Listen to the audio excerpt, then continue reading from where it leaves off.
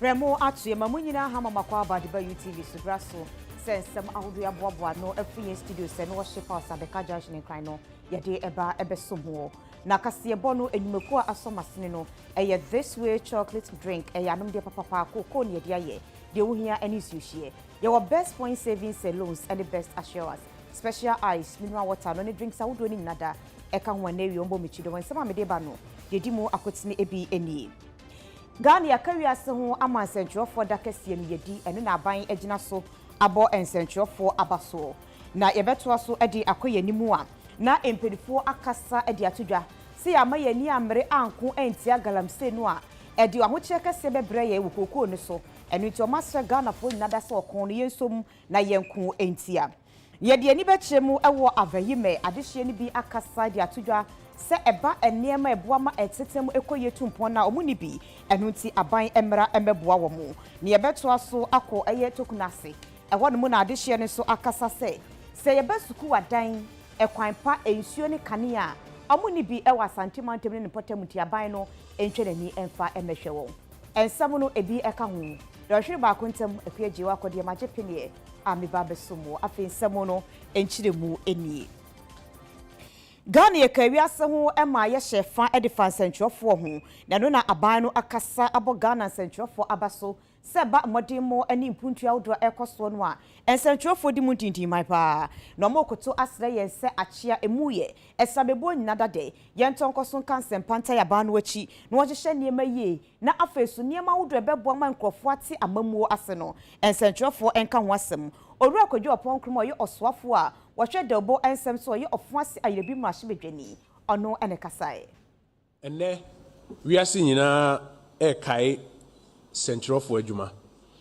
poto kasam ye kan World Press Freedom Day na Ghana ha no so Ghana ban ebo sentrofo abaso ye kai adwuma so a sentrofo eye edeboa ma ye man no ye mpuntuo de bia esi ye ni so na enne wiase nyina kai ekwan a sentrofo ebefa so na omaboa na nipa ahodo nyina fa ahodie no etumi etintim fa ahodie ba ko a Ghana ha ye ho adwuma yenwie ya enso bia so yesika sem mpuntuo eho fa ahodie broni frɛ no economic rights na no na enne a ye bo sentrofo abaso na ye kai ho se sentrofo wo se ye kon okoden ma nipa nyina fa ahodie gina no ye kai ye nuanom sentrofo se ye nyina ye sika sem fa ahodie no so no ka fa ahodie ahodo a ye ka nipa fa ahodie a ye kan ka ho na niema ahodo a ban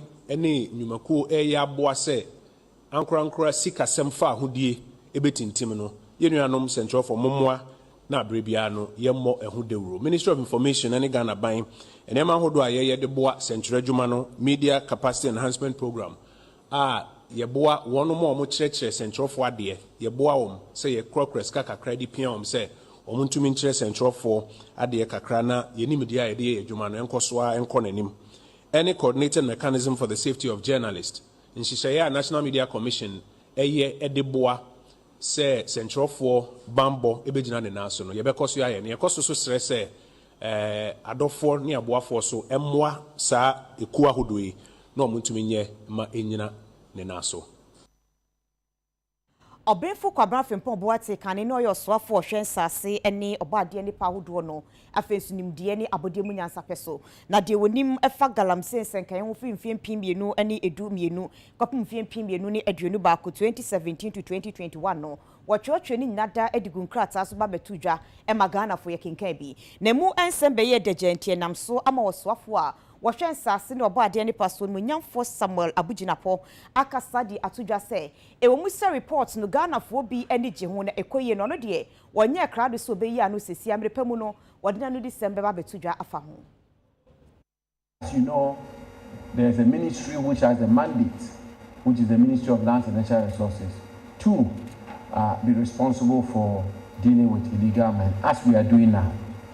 But in the wisdom of the president, and it's a wisdom that I applaud and I share, he wanted relevant ministers to come under one umbrella, given the complexity of illegal small-scale mining and be able to deal with the issue of illegal small-scale mining.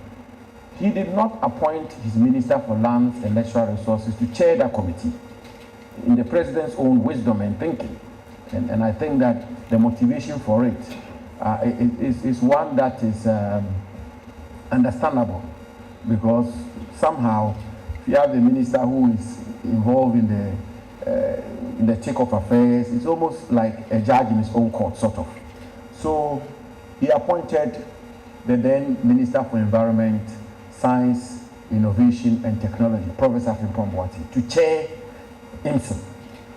And therefore, from 2017 to 2021, Professor Frimpong Boateng was the man who was given the authority, the mandate, the remit to deal with illegal small-scale mining in Ghana.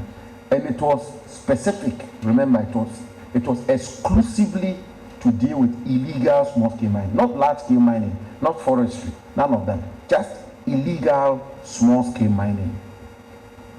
The professor took a lot of steps, did a lot of work, back and forth. I'm sure we are all very privy to the history of the work of the IMSM.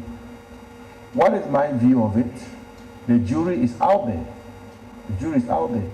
The Ghanaian people will have to make a judgment of the work Professor Frimpong Boateng and IMSM did between 2017 and 2021. I am not the one to pass judgment.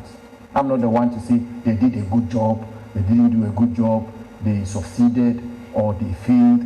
I think it would be most unfair to Professor Frimpong Boateng, who somehow is my predecessor in the management of illegal small-scale mining. If I'm now here passing judgment on the work he did, I mean, that would be so undignified, and I will not do that. Of course, I should point out that there are things about the work of the IMSM that I find valuable, and that I am working with my team to factor into the work we are doing today.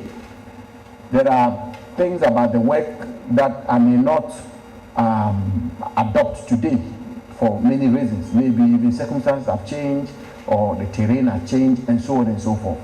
But always remember, ladies and gentlemen, that Professor Frimpong Boateng's report covers 2017 to 2021. It's a report of his stewardship, of his work. It's not a report of my stewardship from 2021 to date. So, I mean, with the greatest, I've heard people make the point that Frimpong Boateng's report shows, we failed. Minister Jinapo has failed. Akufo-Addo has failed. He's not written a report about my stewardship. I think the time will come when the jury will be constituted to pass judgment on my own efforts. Saif Daima Shebejeni onmunya for Rockskin nurse and Dafia Makpo ede abano eko court to efa se otu aba edimo mampenye Akufo-Addo no was the munchechi abai craching penifo no DC crache no ene ye acting na ose eya dos dodo na amamran so aka to mpefede ye ede MMDCE crache se aban bi eba bedi ade a eto de koda Supreme Court se penifo ntena senhwe enka ho asem no mo cheche amamra eye constitution mu na enam so ematemuafo enso 7 ene tena adwam edi asem no munyinada echiremu ese onumunyafo Roxen next Ndafia Makpon samono enhyeda enimu enunti omo ebo etuguye na otemuafo penyina wodi ensem no enimu no eye otemuafo Jones Victor Dochi na sei ena onumunyafo Roxen next Ndafia Makpon ne lawyer ni a wogina ema no ekasa yefa ensem no. Normally the practice has been that when the tenure of office of the DCEs is over and it coincides with the commencement of the new term of any president, the normal thing is for the president to say he's fired the DCEs and then ask them to act if they are normally in the same party for a period of time. We felt that was not in conformity with the constitutional requirements that had a specific procedure for how a DC should be appointed, which will require nomination and an election in the district assembly. But the court disagrees with us, and I would want to have the full decision of the court. So perhaps we'll better be informed after we all have copies of the decision. They promised that by the end of today we'll have it. So once we get it, then we'll be in a better position to understand the reasoning behind even though we say that, well, if the Constitution provides a specific route by which the DC should be appointed, we would find it inconsistent with the Constitution for the President to say there should be an acting DC pending the appointment of the DC. But these are cases that actually bring some clarity to our governance structure and our constitutional dispensation, because then you now know whether that particular procedure is lawful or lawful. So let's get the full reasoning of the court, and then we can be able to apply it to our everyday lives as Aban kontabo adwuma no abunkonta ede ato sika enuma ene enema hodo yeye ewo Ghana ha sei no na eno no mode betu dwa echemu semfie mpimienu ene aduonu afrase meche 2022 mu no enipa mu enye adwuma wo Ghana ha sei no eye 1.76 million na ocha no se emapa ene doso ewo third quarter na ewo emfie mpimienu ni aduonu mu. Afibia mu no Ghana Statistical Service empin for yehwehwemu brano no sika bie ko efibia mu anase sika afibia mu ne ko nipa da sane botom ne wagina so e de atoto niam abo ho ewo edwa so annual household income and expenditure survey afi etwa mu 2022 die no Ghana Statistical Service empin for yemu hwehwemu e de afiredi na hwehwemu na chire no na ban kuntabufo penyini Professor Samuel Kobene ni meka sa chire mu say o my Ghana we nipa beye 1.76 million die oni adwuma ye na nipa dodo ani adwuma ye o my Ghana mu no yi mu miensa bi agina ho no mu a emu mienu eyema na yehwe 3 sectors na ye wo Ghana oye industry services and agric oye the year 2022 ye hu de nkofo PF agric na services sector wofi industry call agric na services sector into agriculture sector oye net absorber of people of about 54,000 across the 3 quarters na services sectors are absorbing about 38,000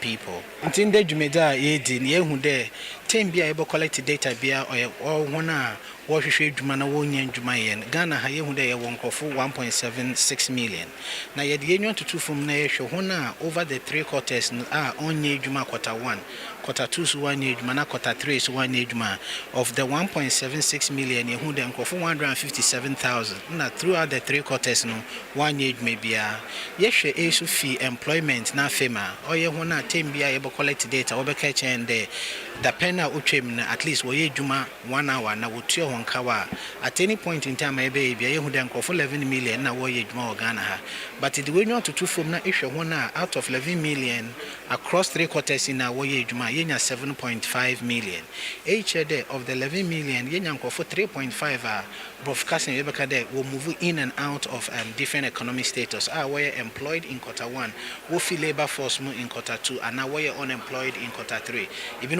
quarter 2 even also quarter 3 no will return it back to their employment status into dam labor mobility see na in the year to go Ghana Statistical Service ne kasa chire no UTV kase ball ye ne wo so fa be de chire wo da nnwuma e na padia so ye no ano wonumanya for bright reku bro be twetwen komo bisa ne se enhwemu a Ghana Statistical Service empin for da betu dwa no osomu saying report no mo launching in no enye 1.76 million workers ana say hansa enye dwuma nko an ye ka ho asem report to Ghana Statistical Service every quarter biano also generate sadi na a guide aban in terms of policies ni decisions ye be ya edi yedie ebeba edi say be unemployment be form and so on and so forth enti one of such report enne ya launch no enti omodi ama e say no efe na ban so contrast na yes ya hwehwem so that policies ye de beba man nipa nya dwuma bia no this is how it begins. And say no, we thank the Statistical Service for churning out this report. Moving forward, these are what guides policy and decision making. Ghana Central Fonka Muko no penyina wono eda no eye Owura Albert Kwabena Dwomfo na owa ahoma no so ne kwa kodi nkombo enra ena ye share eye yenya ye twotwo nsamo no ene yenya ye kan nsamo animonyam wiase nya Ghana ye so ye ka ho bi ye won sembisa ba ko menu bi ye bisa no Presido Akwaba President ahoma no ati atom yegusu a yepusu a yehwese yebenya no a yene no ebedi eho enkomo na yekọ nungwa ene ne mpotamo ewo enkraha yedi ka mamu enya no tiese ababawo onye mfihye aduonu enim 25 years a ne die Eunice ama na ena ne kunu akuni ya akwakoye nsensen bebre yede no ekọ demo enam so ema court tiase edi asem na sesi amekasei yetu edi ahyede no ena busua no UTV akasa achemso mo de omo patentene ne edi ama omo de hie no enche bebre na UTV kase boy ebo mamane se okoko piemu onungwa mpatem ho no mu awura bia wanya mfinhia no aduonu num 25 years Eunice na ono ankasa ne kunu owura Isaac Newton kuma etwese kan etwitwa abaya yi eje ne nkwa edifiri nsam ni nyina ne se na abaya ne de court krata kwa akoma krachi ise won baba wanya mfinhia miensa no court ama ho kwan se won meje no ene ne nkotena eno ani na court asetena mu no eye onmunyan for Albert Kwabnadwon for wa ahoma so GGA president Presido member akwa baba UTV so. Hello, President. Mr. John Fo. Bacha wote menka. Ye bisa sanyem bia no Ghana nsentwerefo. Eba fa ahudie freedom na ye wobi.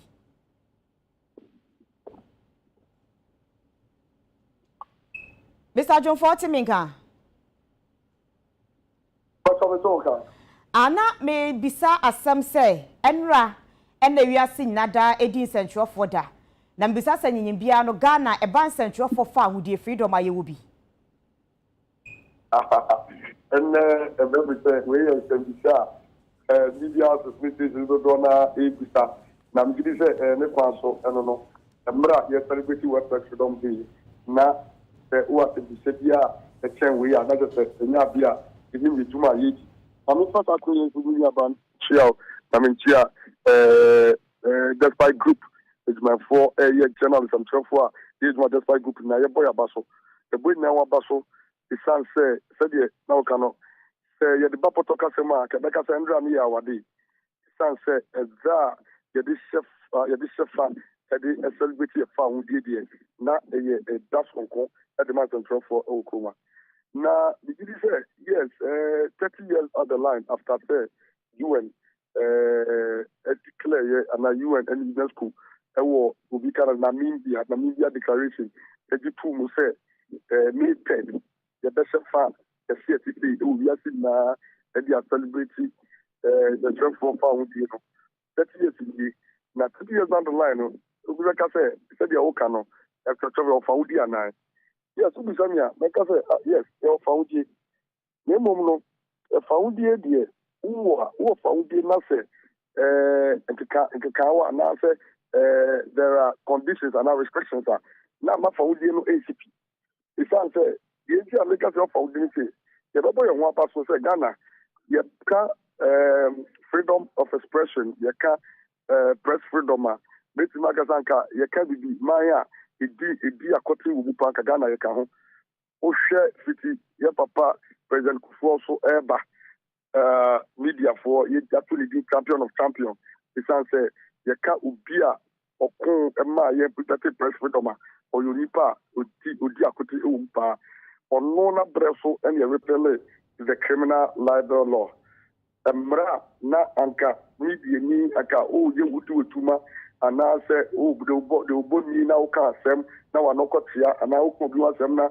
Ebia work on done in a kakra, who bring the cattle hufi, and now say, oh, throw is a similar food now uncle no crack.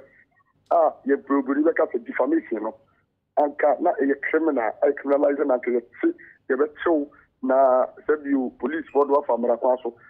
Then moment by who said it was an affront to press freedom. A dear.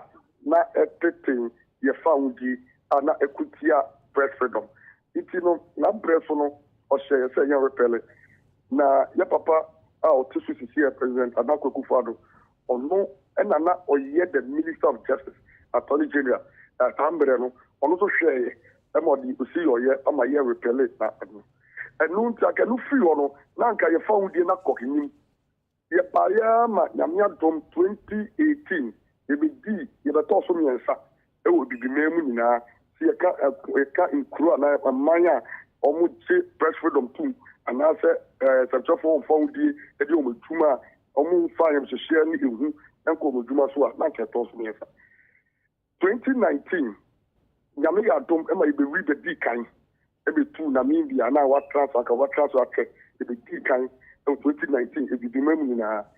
You need to see Sophia to attack. Na ye a Benfium Union Santamini, yet say above from Amateur Yasin na said last year. If you 30, I got 60, 100%. So we song na say, Osha the said yes, echo. Na no ye body will say.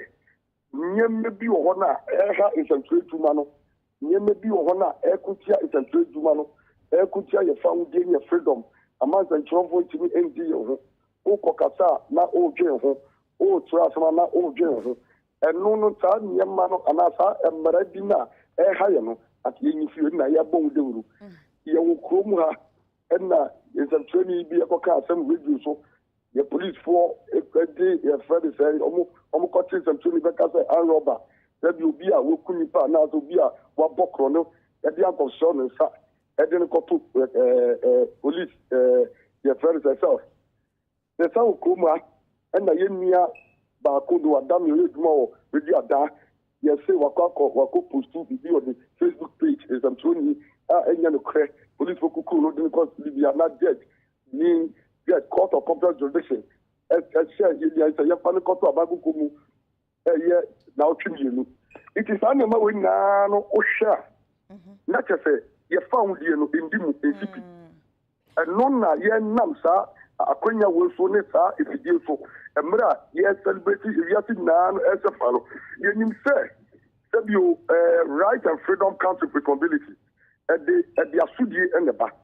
Na no tino and I say, yes, I'm trouble in no, yeah, tuma, yes, I say, young big circumspective, young circumspective in whatever you put out there.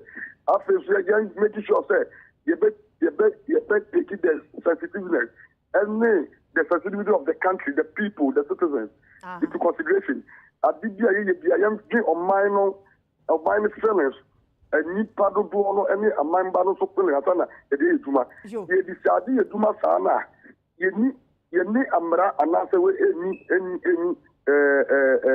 how be now so a day say, Unia, found ye the Minaba, found ye, yet a woman yan say, ye bay ye think ye be a bed park when they are so near Bob found you bang.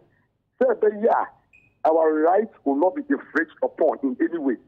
And no, yes, say, and Madame Yenua, Ekutia is control to me.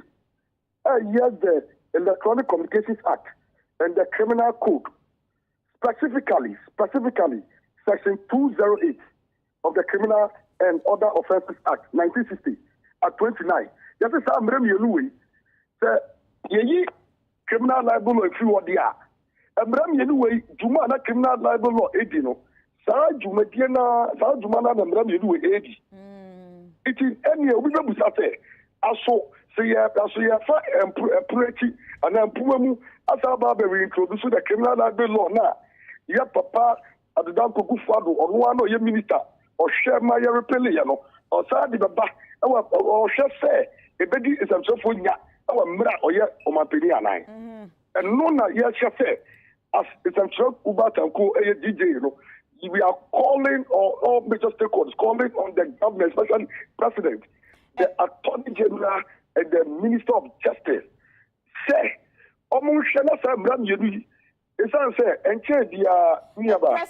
Presido, Mami Misa Wasamu. Okasa Yemono, Ewo Jumedinas no say, and Nema Amanyofono, and Yang and Central Fono. As Central Fono, yeah, depending on my amanyo samono ababishim, your mamma your 4 quine emu babishim. A dear na won't see our casa samono, and I near Tosumino, maybe Sabium say. Wokas sa emranua and no criminal and other offences arts muno, yen free one. Wouldn't say, and Usbema and Central 4 quine for Mema Central 4 quine, Amaya adia extra so because yenya emrebi a bepwa poyen, Amia ye and near my ebefana quemu bibri. Okay, Billy Amidasi. Yeah, again, you can be about. Yeah, a bar, I'm on your 4th year now. You say, you are approaching political season. You are approaching the election years.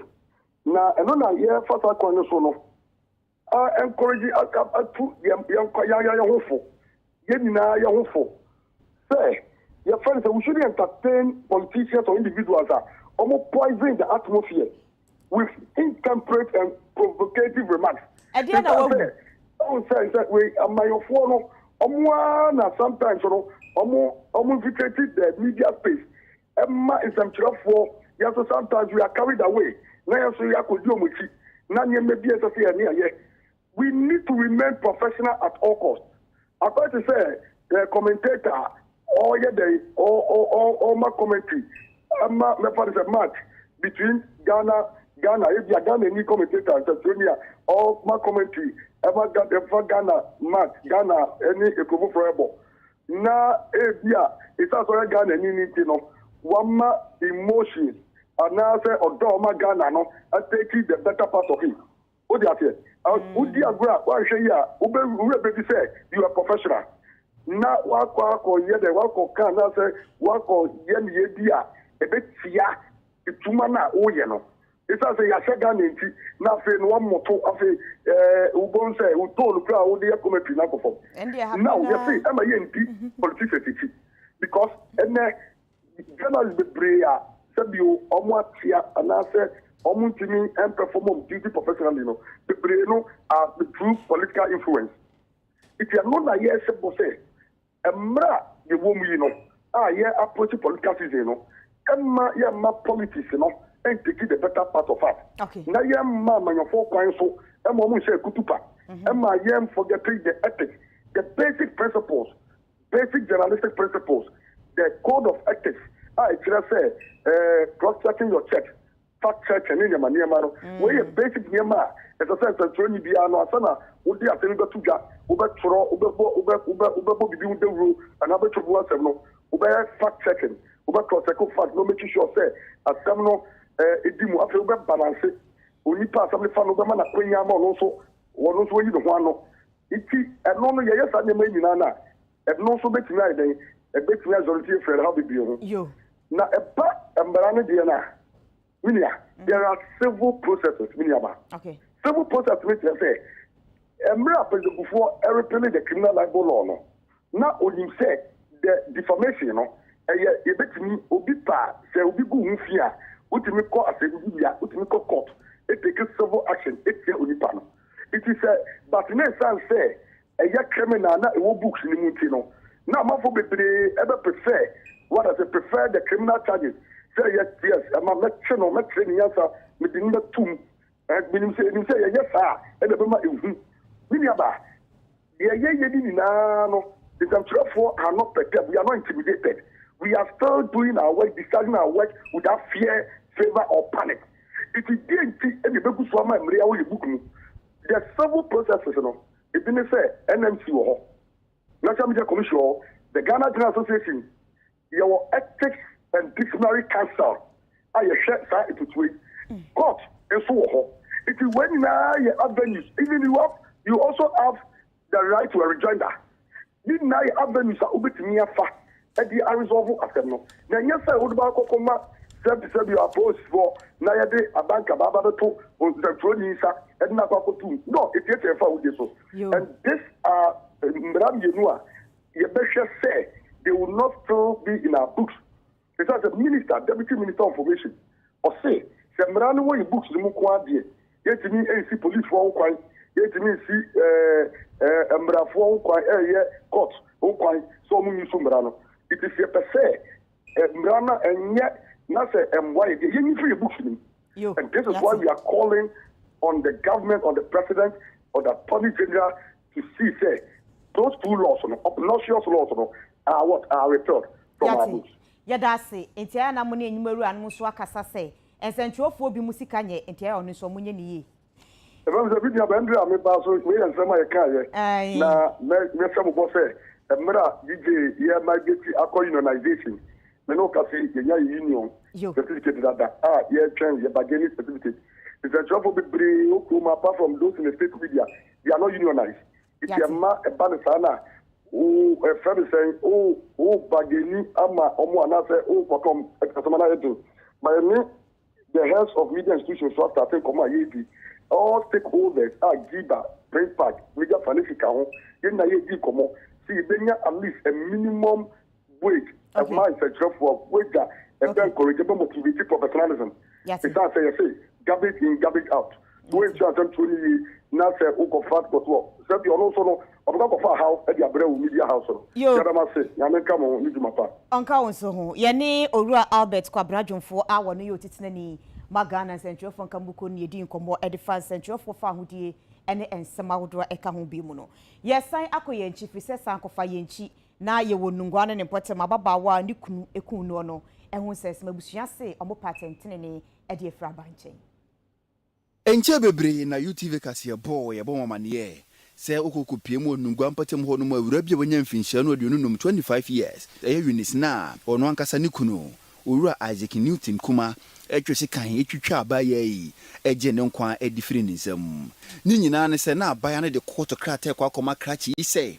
Won baba wanya mfinhia miensa no kota ma ho kwan se won beje no ene ne nkotena eno ani na kota setena mu no ene kwadubofo Owura Christopher Santi wokasa ede ato her worship na nabanu no anim se ensem no opesen koyen sakraye wum nanka wode foforo hihiem na emuntumi nyedu na kota satena sibie mu a wode no yengina so na se kwadu ede abo Owura Isaac Newton maami otena dwam her worship na nabanu no agitu mu ye ne se mebusuma yewro mi ni de toso aduonu obesa tena asem no so bie mu a wotu asem no ede ahyeda court na e baaye no ono sa asem no ontimi nyedei emuade obetimi abo principal se wode ndokwa koto remand na asem no nyina agina tondiri razo to mesra tondiri na se docket no momodi am mfamre no na onyi asem no ko high court na yeni asem no na asumdue nya de emra na niam a ekoso ne abufuo na eba no wanhwe ya na bia de bedi akire no na papa ama ntimidi ni call legal aid na my krata say yembe 7 say na akola no nyin 3 years a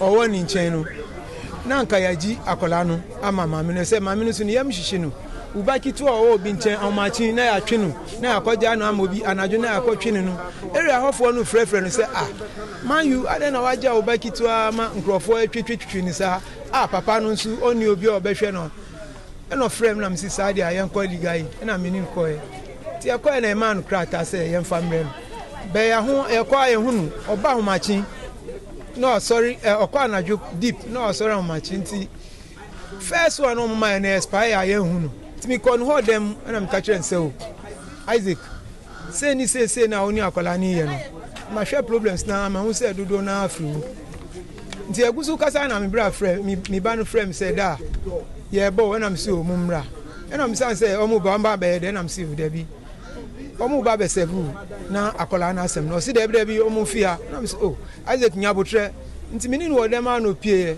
so pie ka na si on say wa sinsin dade na simu o fa dade na am say wo de ye den o say o mi fa nya hwe na am say o fa nya hwe say ti edu abonti omu gina ho na o see mumfia no ka na am say Isaac nyabotre mi kan ya o man insanso mi mpo minim ye hu ani se odi sika na akola ni ba hyenechi o ni ba kitwa ni hyenechi odi bon hu ana okofom na moja start say tu moja tu basa na amanfo anko odwane nti manko ho na ni stepfather nso amma na ni mami amma ana mi yiri ni gidigidi ayechi na anka odi bag hyenechi sa anka okọ so obese oso onye greeting amusi mistake no ma ye chawo amu hangino I'm going to be Master. It is a Unia.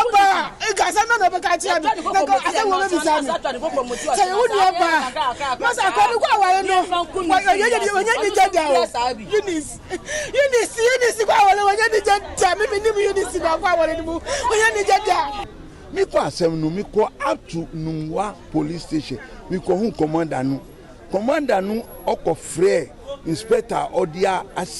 I ebo me amanese papai obu ni yere omo amani wonu omo amana tro undertaking na still bond still ogusoye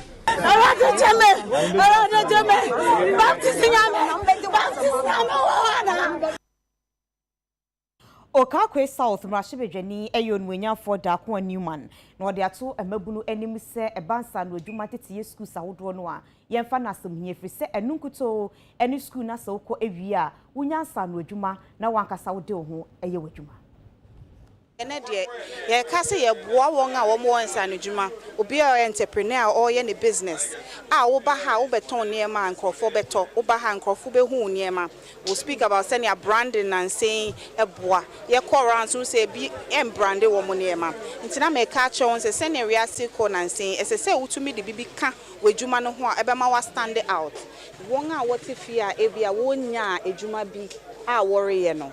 Ye catch on say niema bebre wo ho ba na wo hu senia ebia obi ye beats. Enu nti odi beats no kra odi esi ni fie kakra owo mu. Emma won sa embebru no san kranche say bibi wo kwa obetumi anya say obi bo employ wo into the formal sector keke but what na se bibi a won sa betumi aye no ebetumi ama wedidi enti kranche say ma me wo no say embebru no enya say obi bo employ wo keke government no TVET is a big part of the education system say ya person crofo to me pick up insano juma as a juma warrior wo mutumi di hwefie enye side job keke but we ye na we ye ni year ube hu se ebeba be ye kese ama wo enti ye be sere mebu no enye ebe ben ne nko a but hard work persistent work se obetina se obehwe ejuma na enyi no abaye kese no ehia enti ye nyina ye mfa ye ho nhye ne ye reye no mu oba ha we hu a lot of young girls ebinum reyeti ebinum ye beads ebinum ye bags enti ye be sere o mentina fie se ejuma maya wa pebibia wo ye good at ebetumi afechu sika me sha se na nya easy but na me ni me afemu tru eye sika sem ena mo over no we no me start with a small capital so 20 cedis ena na me nya ne say no ena mo over no me encourage youth ni say omusu omusa na ejuma we nyame adop me I didn't learn mensua we me ideas na me dey ejuma no advice I be my youth ni say you know you are in high times in Ghana so I just say into the make catch omo ni say omo insano ejuma they shouldn't hide it omo fancy so I just say omo they should come out with it. They should be proud of what they are doing. And obi who so be here they're not offering. No, you shouldn't be sure what you are doing. Like I didn't marry the and say offering. So as I said, you have to be proud of what you are doing. Today make a choice say so bu on san ejuma oh yeah. On funny rain in our shame. No boy employing change and coupon no in the boa for man. With time no. You are very fine. Now me call lectures you ma kwan bia instead of say me kwa ko ye bia ejuma na we no na me dey beat no anyway it's me yes wana me am sha say me ya me ne ma papa nka so for market no e yara dan ye beka so u hwana won san no ejuma bi na betima bibia enjun de obi beka ho you can blend it with education it's enjun de obi abeka ho na waye kakwan we am far we be far and no na metimia catch youth no it is not good being idle so betina on so dabi the kakanka crowd the way for now we are far now the way formal education so far I think and also yeah.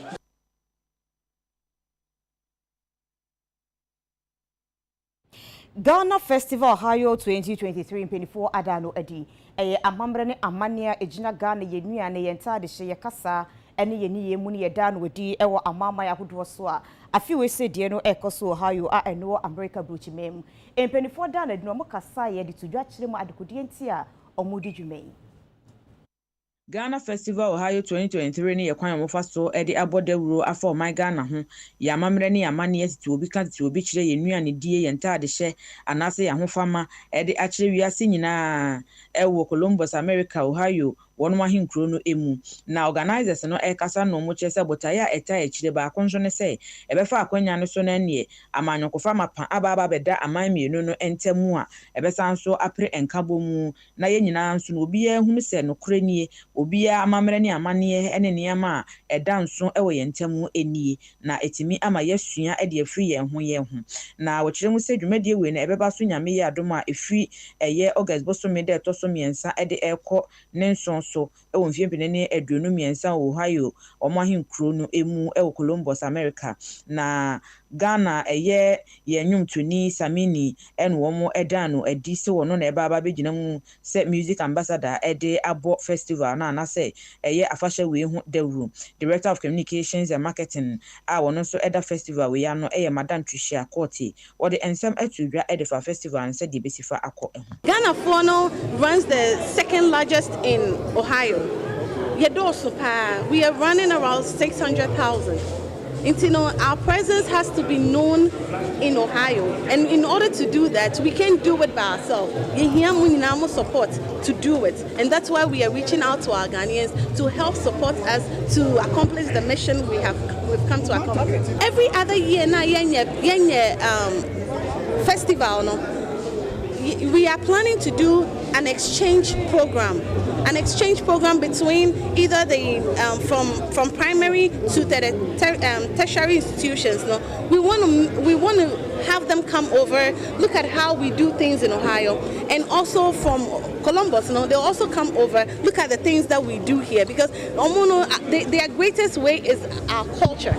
They want to learn our culture because we are quiet and we are suppressing things that needs to be portrayed. But the only way is to have that exchange program, no? So that way they'll be able to interact and know themselves better. You say to me, Ghanaian, one, our culture, two, business, another country. Yen call say koka, but a call say no more a juma abum.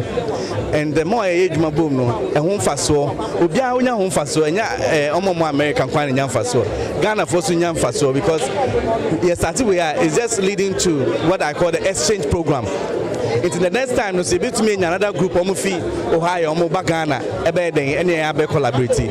It is a very good opportunity for Ghanaian culture, business, and then also trade to spring up in Ohio. Well, as the music ambassador of the event, so like I said earlier, maybe representing Ghana, Nyomne Ghana, Agudi, Meka Agudi and Meka Sports, right?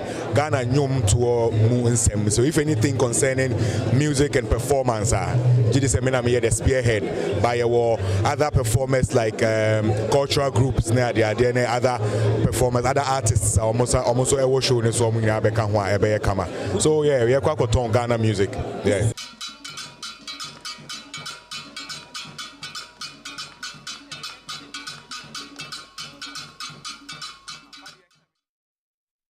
Tonkwase eye efukura a eno adanse South Bensin wa Asante Matemu adehye ne ni UTV abonkomo akwache ne komo bomu no eno mo se enema eboa makro mu bie na asetene tumpon ne de asomdwe bomu ne bi enti aban meye bi mawo.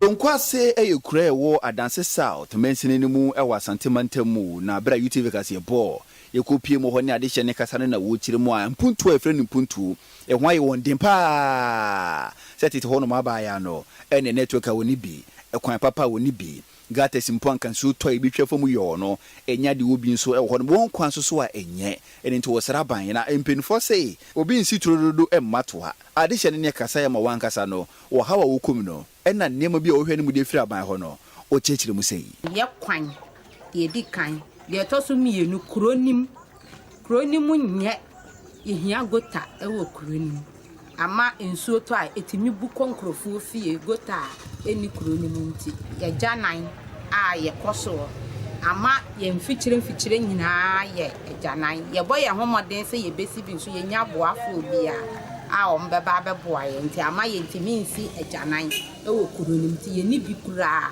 e wo kronim nti aban na meboa ye network no oma besi po ni bi amaye aye hu bibia awie na kase obetwa ja atuma maya yenso ebenya yasomdwe a ye de beye yekọ sisi a upo bi kura afre na se wan sore mfifie nsi oto ewi abo kira wo fem na obegina esoro baabi ansa na wetimi ayekọ afre nipa ehia nti yebesere mpanyifo se mo tu hu anamo abaye amaye dia mo wie ne preko mpanyifo ne bu wo mo be se owo no ku na wetwa ne ti preko nti yebesere omo na omotu ho na mo na animonimu ya omabɛyɛ aman ye kwan so erosion no a ha kwan no contractors no abaso about 2 years ni but baby a omo gina no ho na omo gina sesie no omo machine nyina ne bibia no omo afa akọ